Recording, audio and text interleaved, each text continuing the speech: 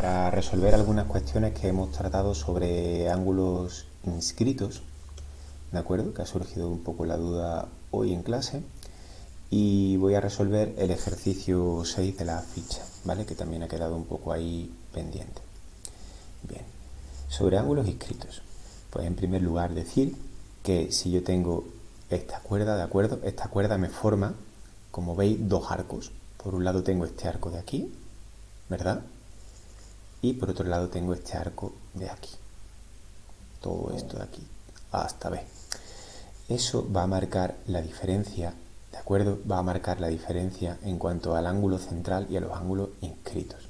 Bien, por un lado, si yo tengo en cuenta esta cuerda de aquí, ¿vale? La voy a dibujar en rojo, ¿vale? Si yo tomo esta cuerda de aquí, bien, formada por esos dos puntos, se me va a formar, por un lado, este ángulo central, ¿de acuerdo? Este ángulo central que sale de los dos puntos de la cuerda, de la cuerda que forman este arco, y tengo aquí su ángulo central. Y ese ángulo central, que mide alfa, igual a 110,3 grados, ¿de acuerdo? Y también, teniendo en cuenta ese arco de circunferencia, tengo distintos ángulos inscritos que parten hacia el otro lado, no hacia el arco que está dibujado, sino hacia el otro lado, ¿de acuerdo?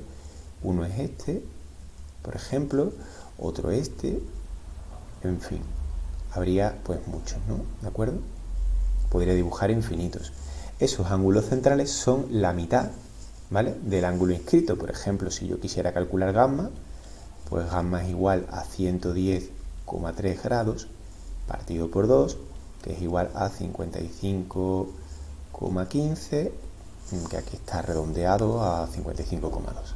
Bien, ¿qué sucede en la otra circunferencia que yo tengo aquí dibujada? Pues en este caso, para dibujar este ángulo de aquí, este ángulo inscrito de aquí, yo he tenido en cuenta no este arco, no el arco que tenía antes dibujado, no este arco, es decir, no este arco, sino este otro arco, ¿de acuerdo? Ese otro que voy a subrayar ahora en rojo.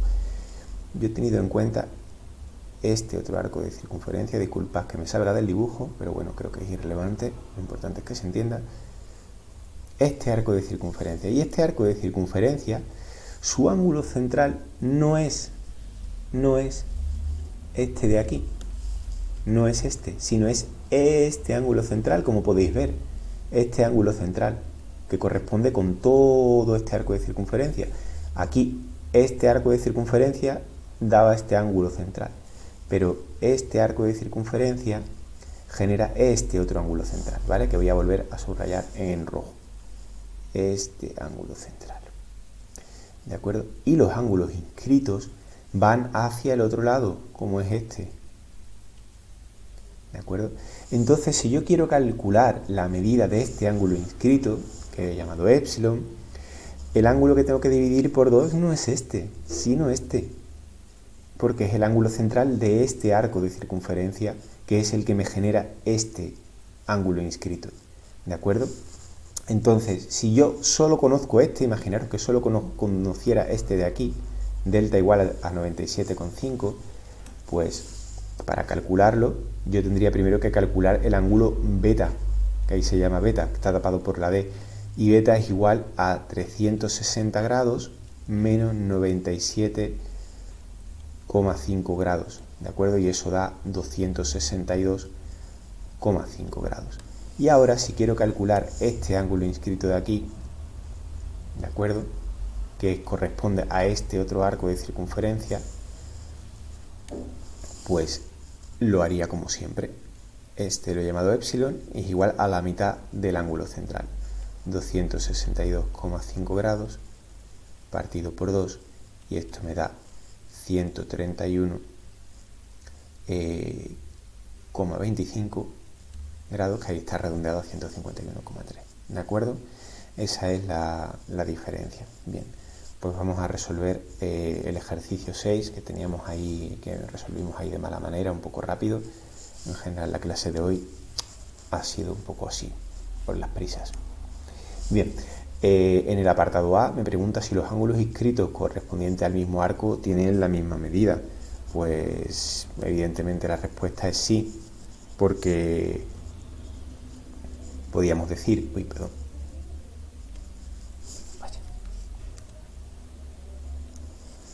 porque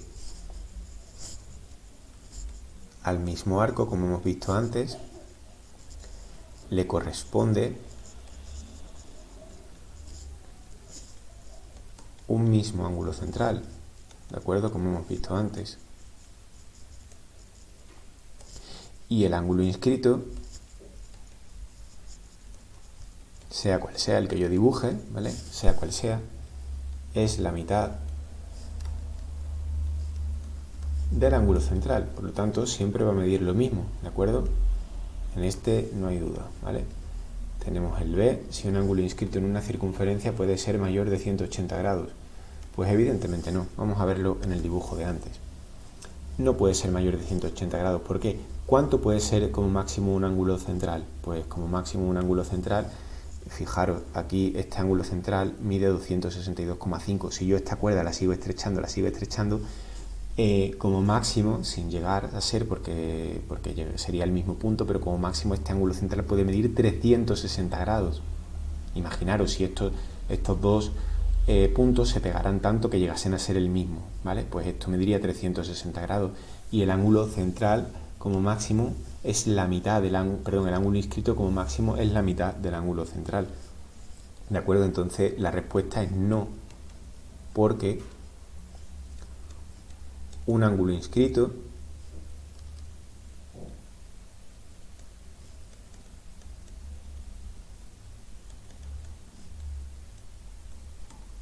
medirá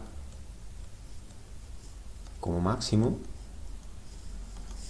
el mayor ángulo central posible, que es 360 grados, dividido entre 2. Por lo tanto, 180 grados como máximo, ¿de acuerdo? Como máximo 180 grados. No puede medir más de eso. Bien, y en última pregunta tenemos ¿cómo se puede calcular el ángulo interior de cualquier polígono regular? A partir del número de lados, usando las propiedades de los ángulos inscritos en una circunferencia.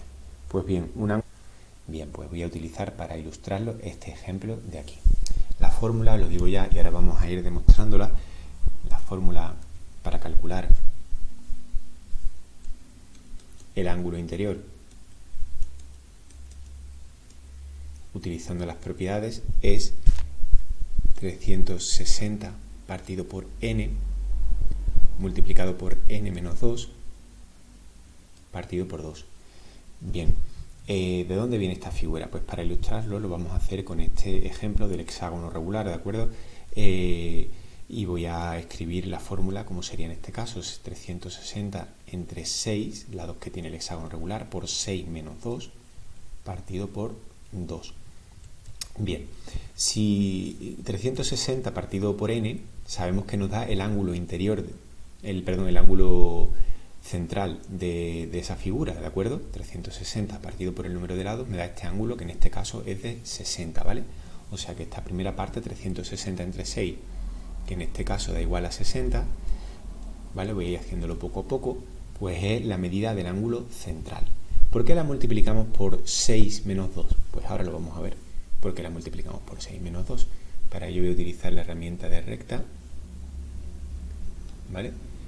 Y vamos a ver el ángulo que yo quiero medir, ¿de acuerdo? Es este ángulo de aquí.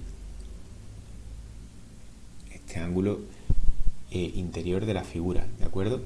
Entonces, vemos que ese ángulo interior, este ángulo central, me da un ángulo inscrito, ¿de acuerdo? Que es parte, pero no todo, de ese ángulo interior.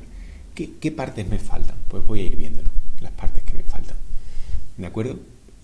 Por un lado me falta, ¿por qué no sale la línea? Aquí, recta, vale.